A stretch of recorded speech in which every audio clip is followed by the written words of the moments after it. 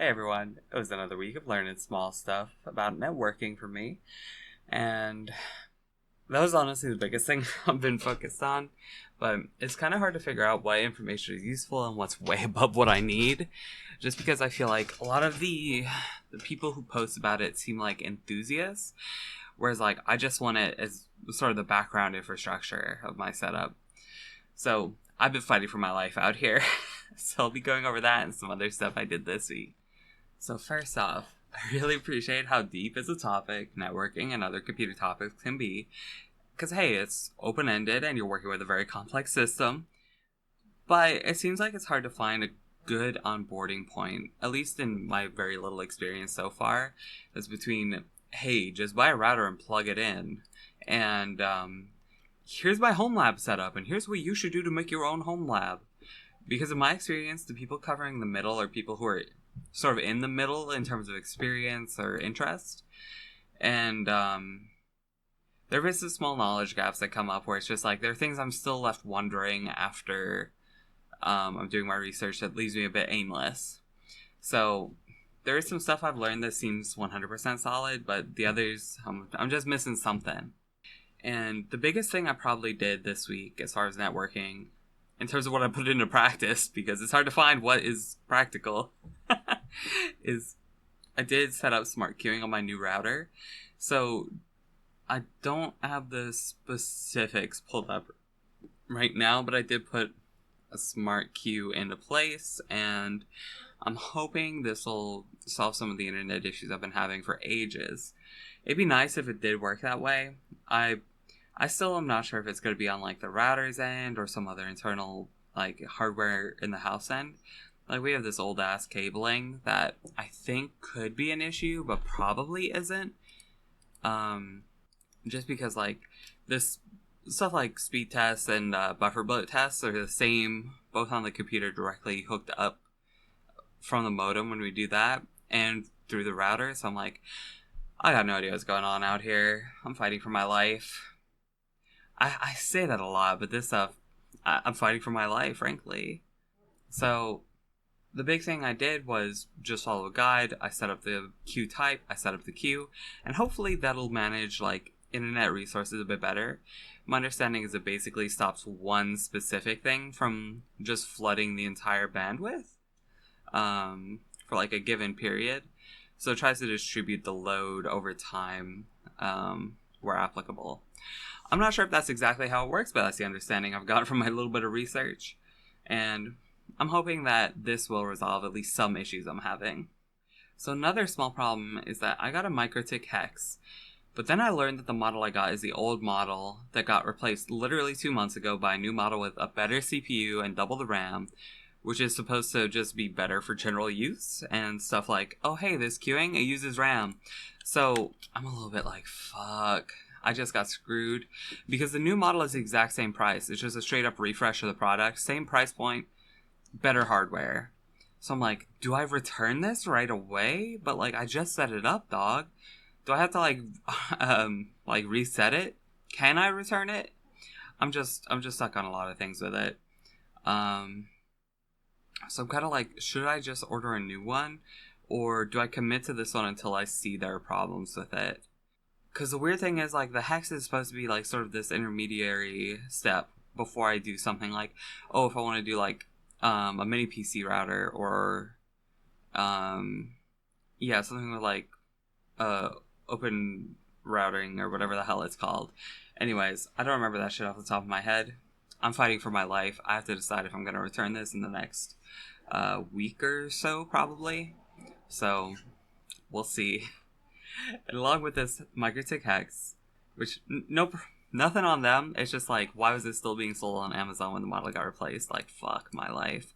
I did also get a cheap 8-port power over Ethernet switch to go with a TP-Link Omada access point that I got.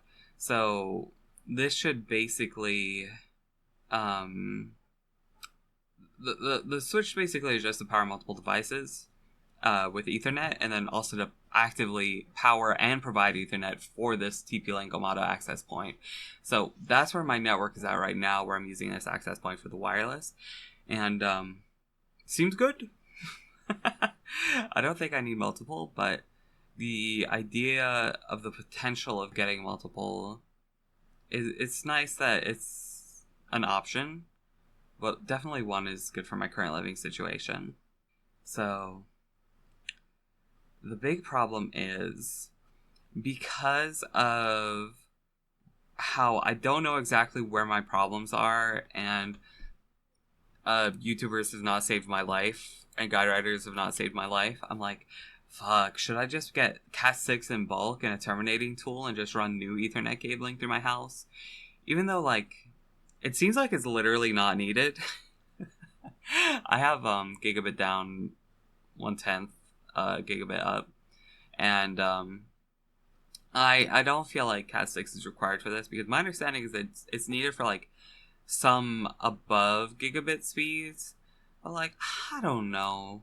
I'm like, just the urge to do anything to see if anything sticks is what's really got me right now, because there's not like a clear delineation of like where the problem could be for me right now, I guess. So I do think that a big part of this problem is that the idea of just running the wires and like crimping the heads onto the connectors onto the wire would be really fun for me.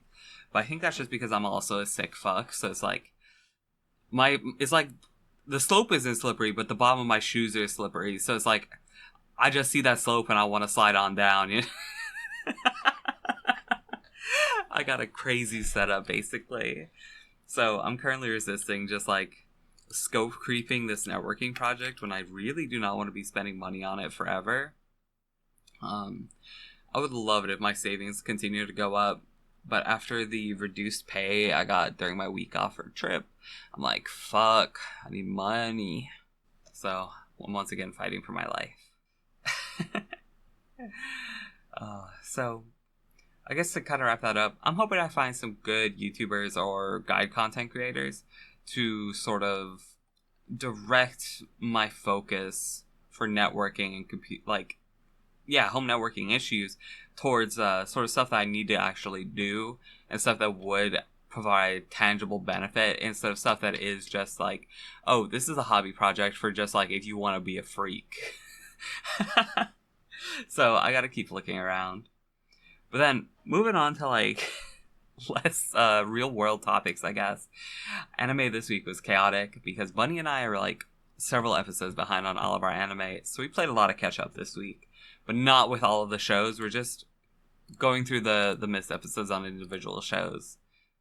So right now, I do want to start off with the Dan Dan I watched with Liv this week, and the big thing with that is that I had this episode spoiled for me ahead of time, but it did a lot of things I really like, where it felt like this was sort of the dramatic, sort of the payoff for all the, like, action sequences, where the character development really took a big step forward in a way I liked.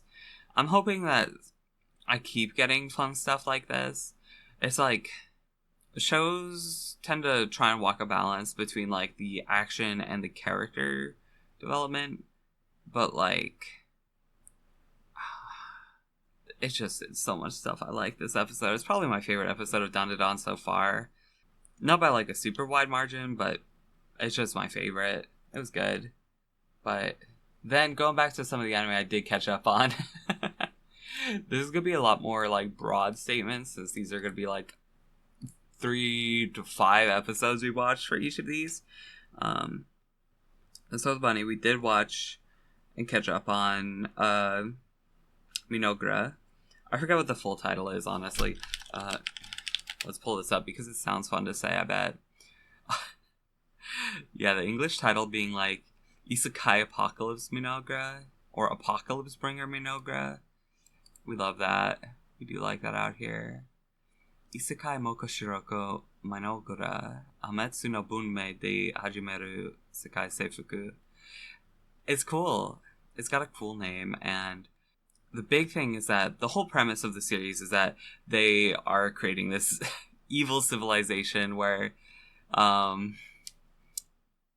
they're not godly, they're not beholden to nature, they're they're doing some weird shit. So the big thing I really like is that there is this clear positive relationship between sort of the members of this group. Like the main character Takuto and elf girly Ato. I love their dynamic, and they bring me joy every episode of this I've seen, and when I've read the manga before, I love them. So the anime translating them to the screen really well had me really satisfied, where they do really good in depicting sort of the gap between the treatment of friends and enemies, and even just the treatment of like each other versus like the less intimately friendly parts of the group they're in. And I just love fantasy violence a lot. So I love people who are good to have on your side, but will kill like the shared enemies you have also. I don't know if it's because of the state of the world we live in or what. Fantasy violence does it for me extremely. And I do love the sense of like their attempt at peaceful development got stymied by like a really self-righteous like anime Christian guy, and that fucking everything up for that guy as well as like their original plans is very satisfying for me. But before I get too fucked up and evil sounding, let's pivot to Nukitashi.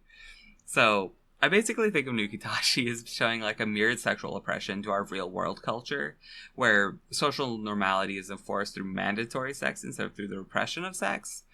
I know it's like a complex dynamic in real life, but like it's kind of like the simple way I think of it. I'm not like a media critic or anything, so if you do have a deeper understanding of this, show me your blog post. But basically, I don't know if it holds up, but Nukitashi is basically about outsiders on have sex or die island not wanting to have sex that meets those social norms and fighting against it. So Buddy and I already read the VN, and I thought it was a great time, and I do like that it specifically paints like queerness as being an outsider on fuck or die island. And just like the way queerness and trauma and just personal preferences are not respected, and how I think it's good social commentary, but like it keeps this trashy, goofy fun vibes that like both make it a little bit unreadable and also make it like a lot more lighthearted. I'm glad to have this adaptation, but I just like Nukitashi is one of those things where it's like I like it, but I'm also like it's hard to watch. So that's Nukitashi. Next up, we did also catch up on Watanabe. It's basically this beast Yuri harem anime where Renako is a big loser who's way too in her own head, and women want to fuck her either for the times where she's genuine and like just charms them by accident, and then there's also a little bit of social maneuvering in there as well. So it's this like weird tense thing, but I don't know how else to put it, but it's a rare case of a harem where like I have a favorite and I want my favorite to be like just going at it 100% of the time. Normally I like a lot of the like the harem dynamics, because I guess this is less of a harem and more of like a love tetrahedron, pentagon, I don't even know, but I just love the one girl so much that I just want more of her. So I'm hoping that the anime adaptation continues being fun. Definitely after getting past Mai's arc, I feel like Watanabe definitely picks up for me, just because she's the most boring out of the cast. So as we get into Satsuki's arc, I love Satsuki, and I love Ajisai's even more once we get to her arc. So I'm staying strong, and I'm just persevering and hoping Ajisai gets some good coverage in this season. And then I guess last up of the anime we started catching up on was Bad Girl, and like My big thing is that every time we watch it, I wake up at the end of the episode and I'm like, where am I? What year is it? It's something that, even though it seems like it should be up my alley, it just completely slides off my brain. I think part of it is just because, like, the main character has, like, this girl who wants her in her best friend, but then, like, tries to get with the class rep, and I'm just like, bozo, you're missing the flowers for the trees or whatever. I just have not gotten, like, invested in it, even though I'm trying. But I guess moving on from anime in general then, because I don't have much to say about Batgirl. It's gaming time. So I played about like 10 or 20 hours of video games in the last 30 days. And a bunch of those are just in this week. So I did get to play more World War Z with Bunny, and I'm so glad we're out of the Israel levels. Like, Russia is just so much better for fun vibes. It's like this big snowy cityscape. Everything is fucked up and everyone has funny little fake Russian accents. It's great. And it's definitely still a lot better than Back 4 Blood. But I do kind of miss, like, the simplicity of Left 4 Dead. I think the moment you add perks to a game, it's like the game is just... It's, like, fun. We love making a build, but it's like... Just let me shoot guys. It's kind of where I'm at. And then... For more, like, narrative-driven gameplay, I started playing Volcano Princess after first seeing it mentioned, like, a year and a half ago. It's a lot of fun, and the whole reason I got it is because I know one of the endings for this racing sim is the daughter ending up with two girlfriends. That's my goal for this run, and I'm going to try and get that ending. And I'd say Volcano Princess in general is really cute, and the translation is a little scuffed, but the charm of the game shines through a lot, so I keep going on with it. So I named my player character, the dad, the default it gave me, which was a wood. Not as common in English, I think. But I did end up naming the daughter Goose Jr., and, like, ever since, I've been so much more charmed by this character than if I gave her a more serious name. So I'm doing great. And I'm hoping that by the end of my gameplay, this family will have two loving daughters-in-law. So I'm hoping everything goes well. Then I also got around to beating Chapter 2 of Deltarune, including the Super Boss. And I don't really want to go into spoilers for this one, but it completely clears Chapter 1. I think pretty much on every level. There were a few places in Chapter 1 where the vibes were impeccable, but the general, like, level of everything just felt like it was ramped up a lot. Where Chapter 1 was just like, oh, sort of baby's first adventure. This one felt like it kind of got more meat on it, to a point where I was just, like, so much more satisfied coming out of Chapter 2. I understand why people would have gone crazy waiting a few years for Chapter 3 and 4 to come out. So I think I will continue with those soon. I'm real excited for it. But I do like having the bit of the sort of rest time to kind of sit on it. Because even though I'm not actually simulating the wait between releases, the good thing about serial content is that it is not meant to be, like, necessarily done in one sitting with, like, perfect memory of everything. It's like they will have a little bit of room for you to have sat on things and theorize and, like, kind of get you back in. It's sort of at least my experience with other serial content. So that's how I'm going to treat it. So might start probably next week. Because now that I've done Chapter 2, I just have to get that set up and just think. Just think about it. But then, other than that, for more non-narrative gaming, I did come back to RuneScape. And I think I already showed it last week, but I have been doing Tombs of Amascut a bit. And I've gotten pretty lucky. I'm up to 3 of the 4 jewels that drop from the raid that you can attach to the Karis Partisan. And I've gotten, like, the one really main one. And I haven't gotten the, like, second best one that they added recently. But I also still haven't gotten any of the unique drops. I really want a Lightbearer or a Fang. Either of those would be great, please. So I'm gonna have to keep doing Toas. I also have the urge to do more Corrupted Gauntlet because Brody keeps bullying me for not having crystal armor. And I'm also currently just AFKing cooking, even as I write this. When I was writing this sort of like whole outline I make, I was already AFKing cooking, and I'm still AFKing cooking as I say it out loud. So currently in the last day, I've gotten like 2 cooking levels because it's such a completely free skill. Even doing it AFK, I'm getting nearly 200k XPH. And if I do it manually, I'll get like a few million. So it's like, this skill is so goofy, dog. What else? Oh yeah. So I did think about it, and I don't think I'm gonna be getting close to maxing in 2025.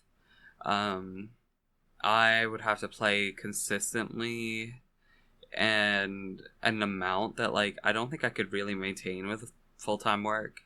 So I think it's looking like I might max on this account in 2026, and that's what I'm going to try and aim for. But I'm also like, I hope I don't jinx it and end up with like some period of unemployment that leads to me maxing in 2025. That would be cursed. So please pray for me because I am feeling a little bit depressed about work right now. Other than that, I'm holding back on exercise because I have this strange condition where the joint above the ball of my left foot is irritated, and sometimes it'll have this really unpleasant pain and sensation if I move it the wrong way. Like, particularly if I, like, you know how sometimes when you take a step forward, you bend your foot, like, sort of at the toes as you're taking that step forward? Or, like, the same sort of, like, upward bend of the toes that you do in, like, a push-up stance or something like that. When I do that, it gets super aggravated. So I've been not doing my like regular walks, and it's been bad for my mental, I think. So basically, in order to reconcile this, I hope every employer in the world wakes up tomorrow and realizes that the evil in their heart is ruining the world, and decides 10-hour work weeks are enough for everyone to make a livable wage, and we all have nice relaxing lives. And otherwise I'm gonna dry up like a little raisin and die.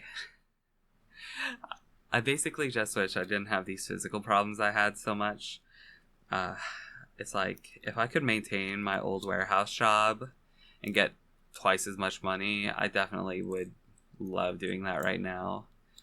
But we're surviving. So I hope we all make it through another week, and I hope you all had a good week already coming into this. But I hope you take care, and let's get through it. Bye-bye.